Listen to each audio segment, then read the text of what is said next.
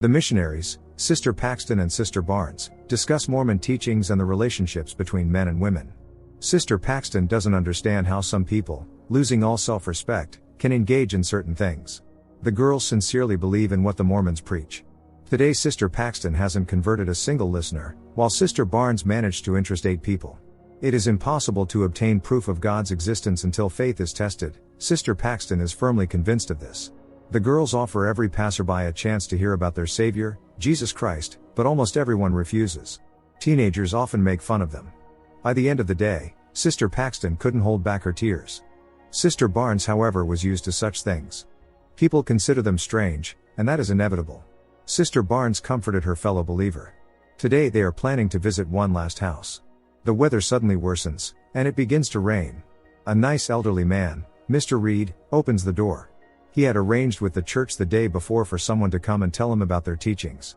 The girls hand Mr. Reed a booklet, but he insists that they come inside and explain in more detail. Sister Barnes explains that they are not allowed to enter unless a woman is present in the house. Mr. Reed assures them that his wife is home, baking a pie, so the girls willingly step inside. Mr. Reed also asks if they are bothered by the fact that there is metal in the ceilings. The girls do not quite understand why that should concern them. Inside the house looks rather austere and gloomy. The girls wait in the hallway while Mr. Reed brings them some cola and places candles on the table. He assures them that his wife will join them soon. Sister Paxton shares a little about herself. She is one of 8 daughters and was raised in a religious family. Sister Barnes has a similar background. Mr. Reed listens to the girls with curiosity. He even shows them his copy of the Book of Mormon, which completely wins them over. The air is filled with the appetizing scent of blueberry pie. Since Sister Barnes lost her father early due to illness, she feels uncomfortable when Mr. Reed brings up the topic. Sister Paxton tries to lighten the mood by saying that after death, she would like to be reborn as a butterfly. Mr. Reed asks if he may pose a provocative question. And he does. What are their thoughts on polygamy? After all, Mormons used to have such a tradition. Today the church considers it a stain on its reputation. Sister Barnes explains that at the time, polygamy was a necessary measure for the spiritual mission, to increase the number of church members. To modern people, it may seem barbaric.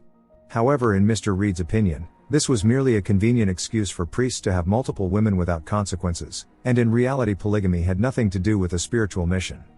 The girls do not understand why Mr. Reed brought up this topic, but they promise to discuss it with a bishop.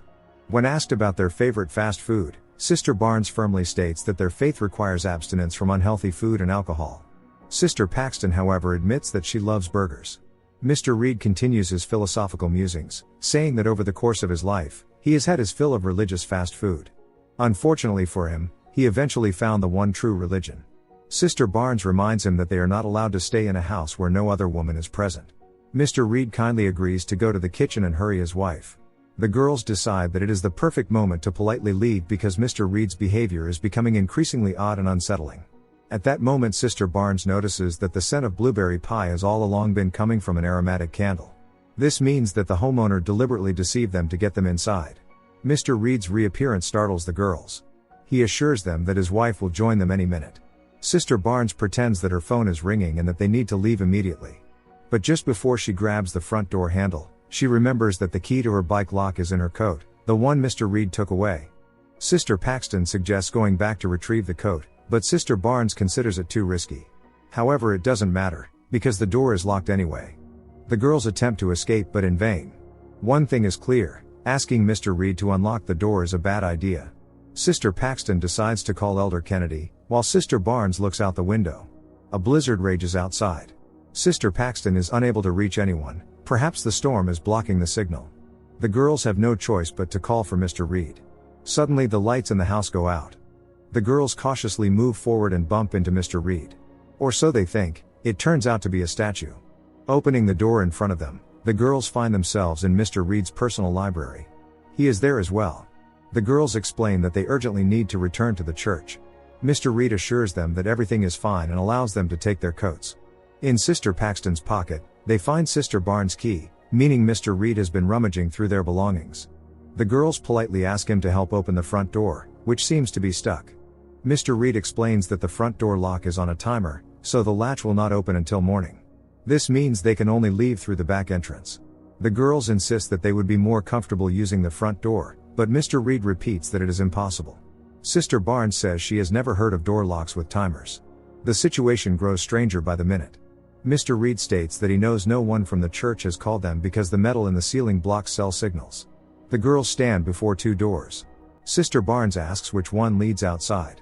Mr. Reed says they must choose for themselves. Barely maintaining her composure, Sister Paxton once again asks Mr. Reed to call his wife. He smiles and says he will ask her, but first he wants to ask them something. Do they still believe his wife is in the next room, despite all evidence to the contrary? The same applies to faith. Do most people believe in God simply because someone once told them he exists? Earlier, Mr. Reed had placed an aromatic candle on the table to see if the girls would continue believing in the existence of the blueberry pie, despite all signs indicating otherwise. The girls already understand that they have fallen into a trap. Through tears, Sister Paxton tells Mr. Reed that he has a beautiful home. Mr. Reed proudly replies that his wife built it. The girls are faced with a choice: which door to open. Sister Barnes opens first one, then the other. Either way both lead to the basement, not outside. The blizzard rages on. Elder Kennedy grows concerned that the girls have not returned. They are responsible and would not simply neglect their duties. The girls try to convince Mr. Reed that it would be best for everyone if he lets them go immediately, as someone will soon come looking for them. However, Mr. Reed remains firm, advising the girls to think carefully before choosing a door. Then Mr. Reed shows them Monopoly, one of the most popular board games in the world. Few people know that the real creator of the game died in obscurity, while another person patented the product. The girls do not yet understand Mr. Reed's point. He explains that they are about to learn something that might make them lose their will to live. While Mr. Reed plays his favorite record, Sister Paxton suggests to Sister Barnes that they run, but she does not think it is a good idea. They are trapped. Meanwhile, Mr. Reed shows the girls the Bible, the Quran and other religious texts. All of these writings stem from the same original material, merely presented in different lights and contexts. So what then is the true religion? Mormonism has so few followers because it lacks marketing, like an unpopular product. Missionaries in essence are salespeople within an organization. Mr. Reed has an idea of his own that he wants to sell to the girls today. He turns off the lights and switches on a projector, showing them several of the most popular religious narratives. But all of them stem from one, far more ancient truth. When the girls fail to appear, Elder Kennedy decides to go looking for them. Mr. Reed concludes that all religions repeat the same idea. It is all just different interpretations of a single story. Now the girls must decide which door to enter, the right one, if they believe in God, or the left one, if they are ready to renounce their faith. This is above all a choice between belief and unbelief. The girls hesitate. Mr. Reed, however, declares that every religion is a farce, just like these ridiculous board games in the capitalist world. Sister Barnes wants to know the conditions for their return home. Mr. Reed says they will not get an answer until they make a choice. Thinking that Mr. Reed wants to force them to reconsider their faith, Sister Paxton tearfully declares that they will choose unbelief and go home. However, Sister Barnes is not ready to abandon her faith, realizing that Mr. Reed will not let them go even if they say he is right. Most likely Mr. Reed has staged this entire experiment to study them. What exactly is he looking for, or has he already found it? Sister Barnes suggests to Sister Paxton that they remain sincere in their faith and let God decide their fate. Thus the girls choose faith and step through the right door. Mr. Reed closes the door behind them. The girls descend and find themselves in front of another door, which they open. It leads them into a dark, ominous room. Sister Barnes finds yet another door, but it is locked. It seems there is no way out. Sister Paxton is convinced that they will never escape, while Sister Barnes tries to keep her composure, determined to resist Mr. Reed. They pose no physical threat to him, but they might present an intellectual one. A window near the ceiling is barred, leaving no possible exit. However, Sister Barnes manages to obtain a stick with nails embedded in it. She also hands Sister Paxton a sharp object. She is the one who must attack Mr. Reed. He would least expect it from her. Sister Barnes comes up with a code word as a signal for action. Footsteps sound behind the door. It slowly creaks open, but it is not Mr. Reed who enters, it is a terrifying woman in a filthy veil. She sets a blueberry pie on the table. This woman looks as though she has come from the afterlife. The girls are too afraid to approach her. Mr. Reed has been building this labyrinth for many years, planning every detail meticulously. Meanwhile, the woman assumes an unnatural posture and begins whispering something. Sister Barnes decides to investigate where she came from, while Sister Paxton stays behind.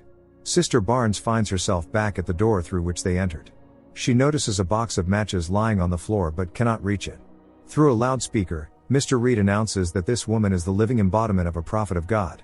The woman continues whispering, kneeling on the floor, and then she rises. Mr. Reed tells the girls that the reason he invited them here is to witness a miracle that proves all religions are false. Mr. Reed wants the girls to bear witness to this event. Before their eyes, the prophetess eats the poisoned blueberry pie. Mr. Reed claims that a miracle is about to happen. The prophetess will resurrect. Shortly after taking the first bite, the woman stops breathing and collapses. Mr. Reed orders the girls to check her pulse. Despite their fear, they comply and confirm that the woman's heart is no longer beating. Mr. Reed continues speaking, stating that soon the prophetess will return to life and reveal to them all what she has seen beyond death. But for now she remains motionless. Suddenly the doorbell rings. It is Elder Kennedy. The girls agree to scream as soon as Mr. Reed opens the front door. However, it is not so simple. Mr. Reed has taken precautions to ensure complete soundproofing. Elder Kennedy tells Mr. Reed that he is looking for 2 missing missionaries. Of course their cries go unheard. Mr. Reed replies to the elder that he is the first person to ring the doorbell all day. Yes, Mr. Reed had contacted the church requesting someone be sent to him, but supposedly no one ever arrived. Meanwhile, the girls desperately try to reach the box of matches. Mr. Reed wishes Elder Kennedy luck, and the elder leaves. The girls manage to grab the box, but it does not fit through the gap beneath the door. They are forced to spill the matches. Mr. Reed's footsteps draw closer, but the doorbell rings again, distracting him. It is Elder Kennedy once more. Sister Paxton thinks she sees the woman move in their absence. Sister Barnes urges her not to waste time. They have only one chance. Elder Kennedy has returned only to hand Mr. Reed a pamphlet about Mormon teachings. Meanwhile, the girls attempt to start a fire, but to no avail. Suddenly the prophetess appears behind them, making them scream. Could she really have resurrected? The woman whispers that she saw a blinding light in clouds, but not heaven. Mr. Reed enters, thanking the prophetess for crossing into the afterlife. Then he leads the weakened woman upstairs and returns alone. He has already noticed the missing matches, but this does not anger him in the slightest. Mr. Reed states that he knows one of the girls is hiding a secret. He also asks them to describe what they saw. Sister Barnes is convinced that the resurrection experiment was staged. Not wanting to anger their captor, Sister Paxton hastily retells everything the prophetess said about being beyond the edge of life. Mr. Reed promises the girls that he will show them God, but for that, they need to die. He assures them that they will be resurrected, just like the prophetess. In his opinion, it is not as terrifying as spending a lifetime in uncertainty. But Sister Barnes knows it's just a trick. The woman's resurrection is nothing more than a successful illusion. Realizing that it is time to act, Sister Paxton places her hand in her pocket, ready to pull out the sharp object at any moment. Meanwhile, Sister Barnes continues to distract Mr. Reed by recounting how years ago, she experienced clinical death. She saw the same blinding white light in clouds as the prophetess, but not heaven. It is no prophecy, just the result of oxygen deprivation and cardiac arrest. Sister Paxton prepares to strike while Mr. Reed argues with Sister Barnes. When the girl utters the code word, Sister Paxton attacks, but Mr. Reed outruns her. Sister Barnes didn't stand a chance. Horrified, the girl flees. Sister Paxton desperately calls for help, but of course no one will hear her here. Mr. Reed insists there is no reason to worry because Sister Barnes will soon return to them. Sister Paxton has to overcome her fear and go back down. Mr. Reed says he suspects Sister Barnes will not be able to return. He extracts something from her body, what he calls an implant, declaring that the girl was never real, just a program. Sister Paxton is so shocked that she can barely process the situation. Mr. Reed then explains that they all live in an incredibly realistic simulation, and only death leads to the real world. Mr. Reed invites Sister Paxton to test his simulation hypothesis. The girl refuses, saying she is not willing to die for it because she does not believe in this theory. The miracle of resurrection is nothing but a hoax, just as Sister Barnes said. Most likely Mr. Reed swapped the body while the girls were distracted by a knock at the door. Sister Paxton suspects that at that moment a second woman, one who looked very much like the first, took her place. Mr. Reed tries to disprove her theory by showing that there is no other entrance to the basement. But Sister Paxton has already figured out that there is a hidden hatch in the floor leading deeper underground. If she is right, there should be a body below. There is only one way to find out: she must go down. Mr. Reed advises her not to descend unless she is ready to find the one true religion, but Sister Paxton is determined. Below she finds the body. Mr. Reed shuts the hatch, leaving her in darkness. Switching on her flashlight, she moves forward and finds behind the next door a horrifying room filled with demonic symbols. Sister Paxton moves from room to room until she comes across her bicycle lock. Using her key, she unlocks the final door. In this cold, dark space, Mr. Reed keeps the women he uses as prophetesses for his disturbing experiments. Mr. Reed descends as well, asking what the one true religion is. Sister Paxton responds by revealing that she knows he was never speaking to his wife in the kitchen when they first arrived. He was stealing their bicycles so that when the elder came, there would be no suspicions. Later, Mr. Reed returned a key to the wrong coat pocket, but not by mistake. He did it on purpose. This means he wanted Sister Paxton to be standing here. To him, the only true religion is control. Sister Paxton desperately wants to help these women, but Mr. Reed assures her that each of them is here by their own choice, driven by blind obedience. Just like these women, Sister Paxton's every decision in life has been influenced by outside ideas since birth, allowing Mr. Reed to predict her every move. Taking advantage of the moment, Sister Paxton fatally wounds Mr. Reed and runs. Emerging from the basement, she barricades the door first thing, but it turns out to be just another trap. That is when she realizes that Mr. Reed has spent years carefully constructing his intricate plan, designing the labyrinth with meticulous detail. When she returns to the basement, Mr. Reed sneaks up behind her and wounds her.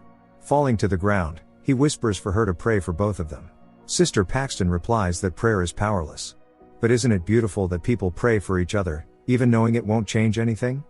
As Sister Paxton prays, the wounded Mr. Reed crawls toward her, when suddenly Sister Barnes takes his life. Somehow miraculously she has either survived, or against all logic returned from the dead. But it does not last long, she collapses lifeless once more. Saying her final goodbye, Sister Paxton studies the labyrinth's design and manages to escape the house. She runs through the snowy forest when suddenly a butterfly lands on her hand. Or was it just a trick of her imagination? Don't forget to subscribe to our channel not to miss more exciting new products. Also, the authors will be pleased if you leave your opinion in the comments.